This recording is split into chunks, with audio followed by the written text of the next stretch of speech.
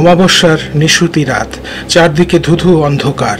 তারাপীঠে মুন্ডমালিনী তলায় দ্বারকা নদীর নির্জন ঘাটে বসে কি করছেন এই তান্ত্রিক মাতা? ব্যাপারটা কি আমি পরে জানতে পেরেছিলাম। দর্শক বন্ধুরা, সত্যিটা আপনারাও জানুন।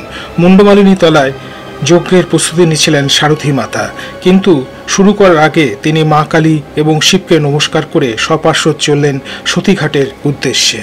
তান্ত্রিক সারথী মাতাকে সরাসরি প্রশ্ন করলাম, এত সব খাবার নিয়ে এবং মদ নিয়ে তারা ঘাটে কেন এসেছেন?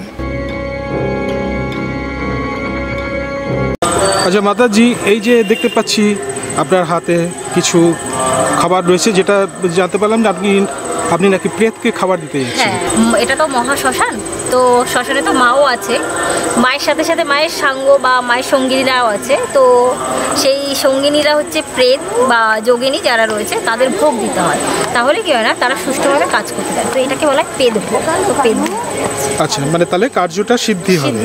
আচ্ছা, কি কি জিনিস আছে আপনার এর মধ্যে? এর মধ্যে রয়েছে 5 রকমের ভাজা, ঠিক আছে। এর মধ্যে রয়েছে ছোলা মটর, যেগুলো আর কি ওনারা পছন্দ করে সেই ভাজাগুলো, ঠিক আছে, মুড়ির সাথে। আচ্ছা, আর এটা হচ্ছে যেটাকে আমরা পিণ্ডদান বলি না, মাসকলাই দই দিয়ে পেতের একটা ভোগ হয়, সেই ভোগটা এর মধ্যে আছে। আচ্ছা, ঠিক আছে। আর এখানে কি দেখতে পাচ্ছি? এটা রয়েছে জল, এটা ধূপকাঠি, এই হচ্ছে কারণ। আর এটা হচ্ছে কারণ প্রেতকে খুশি করার জন্য। হ্যাঁ, পেতকে সন্তুষ্ট করার জন্য, কারণ পেত সন্তুষ্ট হলে আমার কর্ম ওরা ঠিকঠাকভাবে করতে দেবে, নাহলে ওরা বিঘ্ন দান করবে কাজে।